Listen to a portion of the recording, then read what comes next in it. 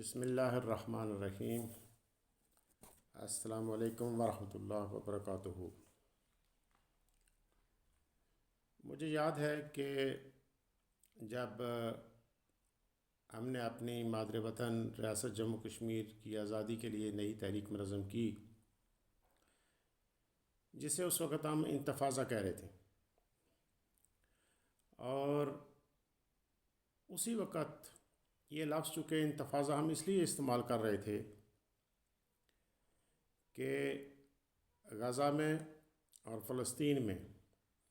فلسطین کے بچوں نے اسرائیل کے ٹینکوں کا مقابلہ پتھروں سے شروع کر رکھا تھا۔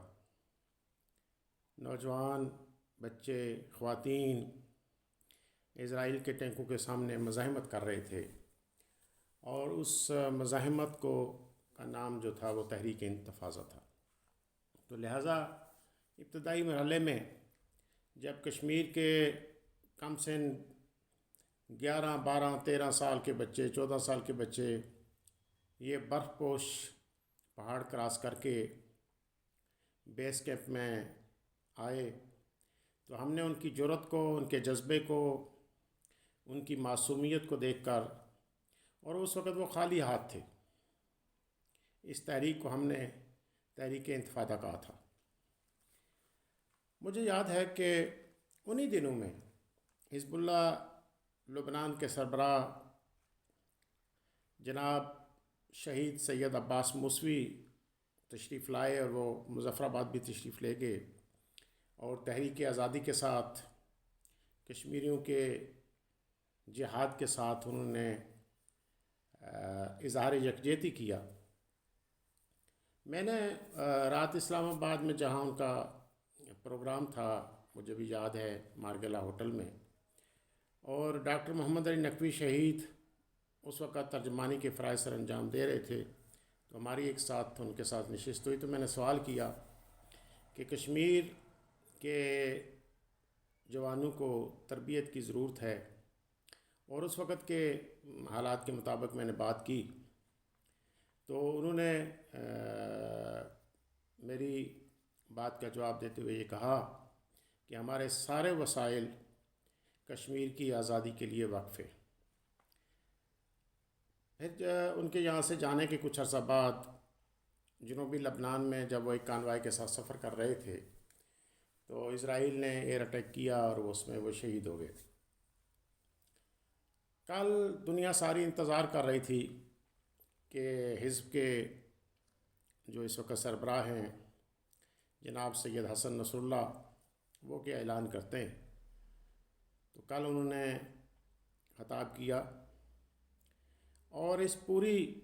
جو فلسطین کی آزادی کے لیے جدوجہد ہو رہی ہے، اس کا تجزیہ کیا، اور بالخصوص غزہ میں جو ایکشن ہوا، اور اس کے بعد جو غزہ میں ظلم جاری ہے، تو اس میں ایک بات بڑی واضح سامنے نظر آئی۔ وہ یہ آئی کہ غزہ سے لے کر جنوبی لبنان تک مجاہدین نے اسرائیل کو گھیر رکھا ہے، اسرائیل کے شہروں کے اوپر خوف طاری ہے، نقل مکانی ہو رہی ہے، جہاں انہوں نے نئی بستیاں بسائی تھیں، وہ لوگ وہ خالی کر کے، جو اسرائیل کی وہ کہتا تھا کہ یہاں تک میری اس وقت بارڈر ہے، وہ تو خیر پورے ان کا دعویٰ یہ ہے کہ پورے فلسطین کے اندر یہ سارا جو ممالک ہیں یہ اس کا حصہ ہیں، لیکن وہ خالی کر کے چلے گئے ہیں۔ آج 1 ماہ سے زائد ہو گیا ہے، اس نے غزہ پہ پانی بند کیا، بمبارمنٹ کی، وہاں شہداء کی تعداد بڑھی، لیکن اس کے ساتھ ساتھ اسرائیلی 1 ماہ سے سو نہیں سکے، آرام نہیں کر سکے۔ اس کے دفاتر کے اندر کام بند ہے، اس کی فیکٹریوں کے اندر کام بند ہے، اور ایک خوف طاری ہے، اور بڑی تعداد میں اسرائیلی یورپ نقل مکانی کر رہے ہیں۔ تو چند مجاہدین نے اپنے جذبہ جہاد سے ناقابل شراکست ہونے والے کہلوانے والے اسرائیل کو اور اس کی انٹیلیجنس ایجنسیوں کو فیل کر کے رکھ دیا۔ وہ کہتا تھا کہ میرے پاس ایک بڑی فوج ہے، تو مجاہدین کے حملے کے چند گھنٹوں بعد وہ یورپ سے اور امریکہ سے مدد مانگ رہا تھا کہ مجھے فوج بھی چاہیے، مجھے اسلحہ بھی چاہیے، مجھے پیسے بھی چاہیے، تو مجاہدین نے اس کے ناقابل شکست ہونے کا تصور جو ہے وہ ختم کر دیا۔ اب دیکھنا یہ ہے کہ چونکہ یہ جنگ طویل جنگ ہے اور ایک آخری جنگ اسی سرزمین پہ ہونی ہے، اور مسلمانوں کے عقیدے کے مطابق وہ آخری جنگ یہودیوں کے ساتھ ہونی ہے، تو لہٰذا مجاہدین تو اس طویل جنگ کی تیاری کر رہے ہیں، اس آنے والی جنگ کی تیاری کر رہے ہیں۔ یہ اس کا پیش خیمہ ہے، یہ آغاز ہے۔ ابھی کہا یہ جا رہا تھا کہ شاید حزب اللہ اس میں شامل نہیں ہے، انہوں نے اپنے شہداء کی کل تعداد بھی بتائی اور اپنی کچھ پالیسیاں بھی بتائیں، تو یہ بات تو بڑی واضح ہے کہ فلسطین میں نے حماس نے اور الاقصی بریگیڈ نے جو کام کیا وہ فلسطینیوں کا اپنا فیصلہ ہے۔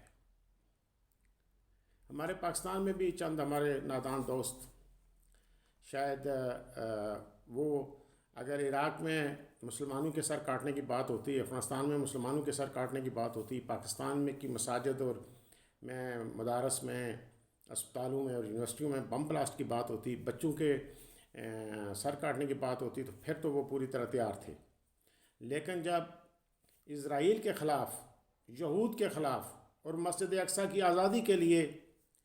جب فلسطین کے مسلمانوں نے اقدام کیا تو انہوں نے کہا جناب کہ انہوں نے یہ فلاں کے کہنے پہ کہہ دیا، ایران کے کہنے پر کر دیا، حزب اللہ کے کہنے پر کر دیا، تو یہ بڑی واضح بات ہے کہ فلسطین کی آزادی کی جنگ انقلاب اسلامی ایران سے 50 سال پہلے سے شروع ہے۔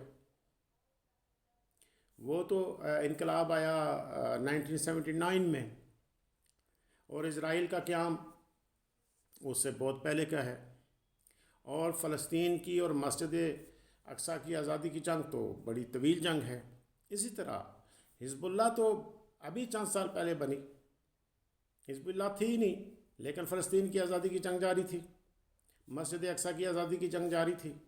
مسلمان یہودی ریاست کو قبول نہیں کر رہے تھے، اور ان کا ایک ہی نعرہ تھا کہ یہ سرزمین فلسطینیوں کی سرزمین ہے اور وہاں مسلمانوں کے مقدس مقامات موجود ہیں، قبلہ اول موجود ہے۔ تو لہٰذا ان تحریکوں کو آپس میں جوڑنا میرے خیال میں انصاف نہیں ہے، میں صرف اتنا ہی کہہ سکتا ہوں۔ جہاں تک اس بات کا تعلق ہے کہ یمن نے اعلان کیا، حزب اللہ مسلسل ایک دو کام انہوں نے کیے کہ ایک تو وہ مسلسل اس پہ اٹیک کر رہے ہیں اسرائیل کے اندر جا کر، انہوں نے اسرائیل کی ایک بڑی آرمی کو اس سائٹ پہ انگیج کر رکھا ہے، انہوں نے اس پورے علاقے کو ان کے خوفزدہ کر رکھا ہے، اور ابھی تک تقریباً 100 شہداء جو ہے وہ حزب اللہ سے وابستہ شہداء شہید ہو چکے ہیں، جن کے جنازے اٹھ رہے ہیں۔ اسی طرح غزہ میں اتنا بڑا ظلم اور ستم ڈھانے کے باوجود غزہ کے مجاہدین، غزہ کے فلسطینی پوری جرأت اور بہادری کے ساتھ اور استقامت کے ساتھ اس کے مقابلے میں کھڑے ہیں۔ تو میں سمجھتا ہوں کہ یہ جنگ طویل ہوگی، اور مجاہدین اپنی مرضی کے مطابق لڑیں گے، اپنی مرضی کا میدان انتخاب کریں گے، ٹائم اپنی مرضی کا انتخاب کریں گے، کسی کی خواہش کے اوپر نہیں کرتے، اپنی اسٹریٹجی کے مطابق وہ لڑیں گے۔ انہیں اب جنگ کا، اسرائیل کے ساتھ جنگ کا طویل تجربہ ہے، تو لہٰذا میں آخر میں یہی کہہ سکتا ہوں کہ اس وقت جنوبی لبنان سے لے کر غزہ تک مجاہدین نے اسرائیل کو گھیر رکھا ہے، اور انشاءاللہ یہ محاصرہ طویل ہوگا۔ بڑے صبر اور استقامت کے ساتھ مجاہدین ڈٹے رہیں گے، اور بالآخر اس آخری جنگ کا آغاز ہو جائے گا۔ والسلام علیکم ورحمۃ اللہ وبرکاتہ۔